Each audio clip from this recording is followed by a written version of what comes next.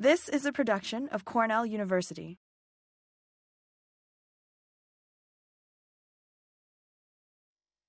Thanks, Jenny, and I just want to thank Cornell for inviting me to present today, and thank all of you for being here to share and listen today about cover and flare systems. So I'm going to talk about the Climate Resilient Farming Grant Program. The goal of the program is to reduce the impact of agriculture on climate change and to increase the resiliency of New York State farms in the face of a changing climate. So we want to help farms reduce their environmental footprint and increase their resiliency and their adaptation to this changing climate. So our program follows the New York State AIM framework. Our agricultural environmental management program helps provide a framework for assessing farms for environmental challenges and finding opportunities to plan some best management practices to improve their farm management. All of our programs go through local soil and water conservation districts. This really helps us work with a wide variety of farms and allows the farm to focus on the project and implementing the best management practices, and allows us to work closer with the district on the grant administration. And the district also provides technical assistance to farms through our AIM framework and really planning these projects out so they're successful.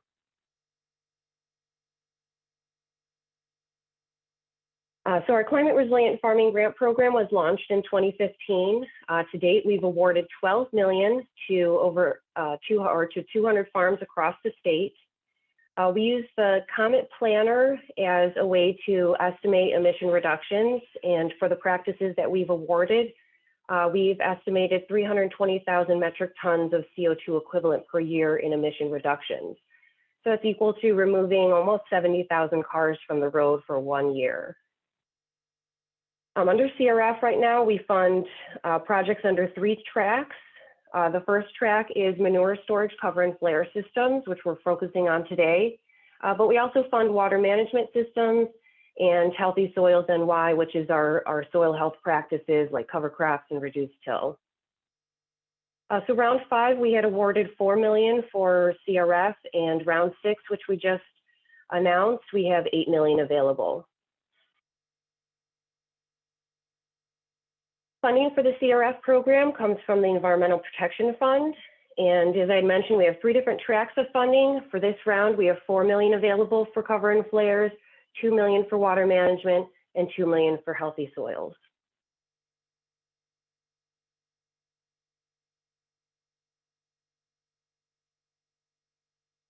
So our focus today, why are we focusing CRF on cover and flare systems?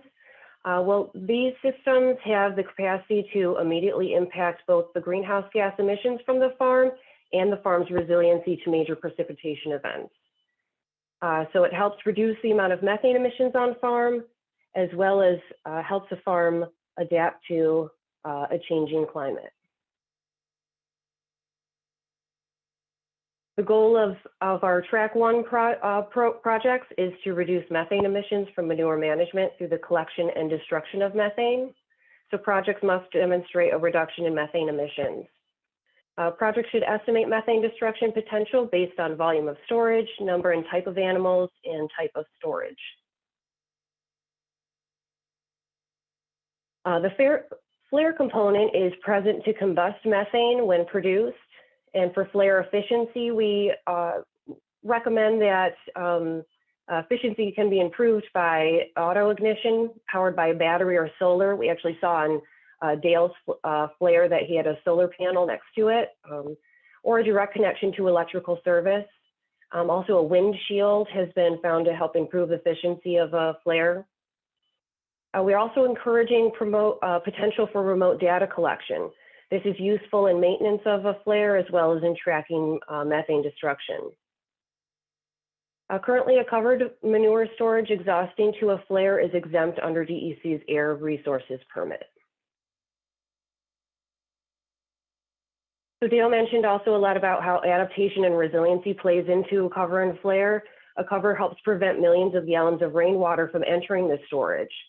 So therefore, keeping clean water clean mitigates a water quality concern, especially during major precipitation events that we're experiencing.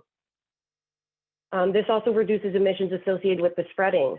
Dale also touched on this, how not having the rainwater mixed in means less volume to spread on your fields. It also eliminates rainwater dilution of this important nutrient source for the farm.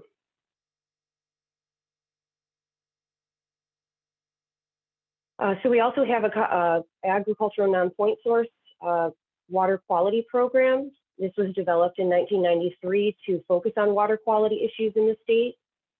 Approximately $210 million has been awarded through our Ag Non-Point Source program, and $13 million is available for projects in round 28.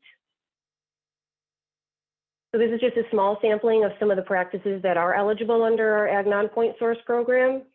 Manure storages are eligible, as well as cover and flare systems. Currently, the flare component is only eligible as match, as that doesn't have a water quality impact, whereas the cover does have a water quality impact, so that's cost shareable under this program. So just to recap, we have two programs, Climate Resilient Farming Round 6. Both of these programs, we just announced the RFPs for, so $8 million is available under CRF, and those applications are due March 28th. For Ag Non-Point Source grant program, we're in round 28 of that program. There's $13 million available, and those applications are due May 2nd. As I mentioned earlier, we work with soil and water conservation districts on all of our grant programs. They're the applicants, and they apply on behalf of the farmer. So anyone interested in our program should contact their local soil and water conservation district and start a relationship on planning and developing projects for their farm. These are some resources. I will share my presentation with the host, so this is something that you can follow up on after the webinar. And that's all I have to present today, and I will be sticking around for any questions, so I'm happy to answer any. Thank you, Jennifer. Thank you, Dale. I will just start in with the questions. Jeff Miller asks, what % is a cost share for the covers on these two programs? Great question. So for CRF, we actually have increased the cost share to 80% state, 20% farmer. As of right now, our Ag Non-Point Source program is 75% state, but there is that is actually can increase somewhat. But that's something that is that the soil and water districts are well aware of. So they know all the details of the RFPs. They can help with that too. Okay, thank you. Dale, this is a question for you. How old is your cover? Are there signs of wear? Any warranty provided? Maintenance needed so far on the cover or other components, including separation? What % or fraction of an uncovered lagoon would normally be from precipitation? Okay, let's just start with the first part. How old is the cover, signs of wears, and warranty provided? It's 10 years old this summer. I'm not quite sure on the warranty anymore. They did a little bit of repair work, very minor so far, nothing really. Being 60 mil, it's very thick. The only place we've had a little trouble is where the exhaust pipe leaves it. We've had to reattach that once, but other than that, no wear whatsoever. Storage capacity, it increases the storage capacity by 1/3 by having a cover on and keeping all the precipitation out. So it really makes your storage a lot longer period of time by having a cover on it. One benefit I didn't mention also, we had an employee that worked for us in his teens, milk cows for us, and he came back in his 40s and worked as a carpenter for us for a number of years. He asked us one day, how come it doesn't smell here anymore? And it's because the lagoon was covered all the time, and all that gas wasn't coming off and creating a smell around the barn site. It's a huge benefit in the neighborhood.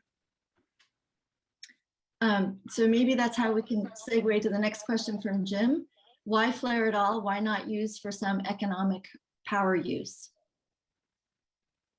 Why did you not do an anaerobic digester energy production system and go with the cover and flare. $2 million now. cost for a digester. How much? $2 million cost for a digester. There Okay. was cost sharing at one time, but I don't believe there is right now. As my brother and I are getting it, I'm at retirement. My brother's a little younger. The next generation under me didn't want to have to manage a digester. I have 3 junior partners, and they didn't want to go that far yet. They wanted to take a step, and we wanted to get going on all this, but we didn't want to have to go to a $2 million investment. And it's all investment. Yeah, everything you have to plan ahead. And this was a 5-year program. Time we did separation. Everybody has to understand you have to have manure separation before you do the cover, or you will build up solids, and then you got to figure out how to get the cover off and clean it out. We've had 10 years. There is 0 solid buildup in it yet. And So it should back be to- for one other question there was on it. It should be good for a minimum 20 years, they told us, and I think it'll be quite a bit longer than that. Okay, and have you had, just back to Alex's question, do you have any issues with your separation? Have you had any issues with your separation? Separation is a management issue on a fairly regular basis. It's a stainless steel screw is pushing everything through stainless steel screen. They wear out, and you do have maintenance with us, and you rebuild them once a year. But the benefit to us was a very large financial benefit to go to separation, stop buying sawdust, and went to bedding. We had far less reduction in cost and a huge improvement in milk production due to the increase in cow comfort. It is the softest bedding out there, and the cows love it. And the biggest secret to make high production on a cow is cow comfort. Give them a soft, comfortable life, and they make a lot of milk. So another question from Jeff Miller, following on this, what is the cost of the manure separation? We had about a $400,000 cost into the entire project, from the beginning of separation to the end of the cover in the lagoon. The separation was about $150,000, including the buildings and everything, and about $250,000 on the cover. So we had about $400,000 total. And have you had any savings from not purchasing the bedding? Well, the savings was $3,000 a month just on the bedding issue. The 10 pounds of cow a day increase in milk production that would have, at one time, it was at least $6,000 a week change in profit increase. I don't know what it is offhand right now. I haven't recalculated it, but it was a lot of money over the long run. And no, they don't pay for themselves in the short term, but a total benefit, I would recommend it to everybody. Can you explain the cost of the flare? The flare itself, I can't remember the exact cost, being 10 years old. This one had a full computer system and everything with it. And it was hooked in Wi-Fi and the whole works, so it could be managed from a remote location, all solar powered. I do know they make less expensive flares, but it tracks how many cubic feet go through it at any time, total times, everything. We like the system a great, and I think the new one will have the same thing on it or similar, updated. $15,000 or something. I'm not quite sure now. Are you considering fertilizing with the center pivot system? We looked at diluting the manure because the 2 ponds are only 100 feet apart, the water storage pond and the satellite lagoon. We looked at combining them and running them through the irrigation system on that 150-ish acres. The only problem is they really recommend a liner in the center pivot if you're going to run manure through it, due to the effect of slowly wearing out the aluminum. And we didn't do that at that time. And we have since gone to all, we're doing, of the 11 million gallons we produce per year of manure, 7 million gallons is pumped through overland through soft hoses, and then hooked right to the back of a knifer on the back of a big tractor and knifed right in. The other 5 million gallons is hauled to farther away fields, more than 2 miles away, 2 to 5 miles away, by tractor trailer, offloaded into a big tanker with a knifer rig on and knifed in the field there. The system we have now is very easy, and works well for us. Okay, quickly, 2 more questions. Have you ever had a problem with mastitis? And how large is your cover? And how large is your cover? The cover, it's a 3.5 million gallon lagoon, so it's roughly 100 and some feet by 300 and some feet long, wide, width, and length. Mastitis is an issue if you don't learn to manage it. Even though we tested the solids, there are 0 bacteria in them when they're coming out of the hoop building.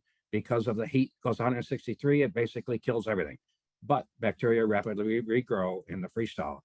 We hand rake freestalls once a day. We lime freestalls once a day. We groom freestalls with a hydraulic power groomer once a week. We rebed 3 times a week. Our somatic cell count averages 120,000 for the year. During the winter, our somatic cell will run 70 to 90,000, and in the summer and the hot weather, it might hit 150,000. We have very little mastitis.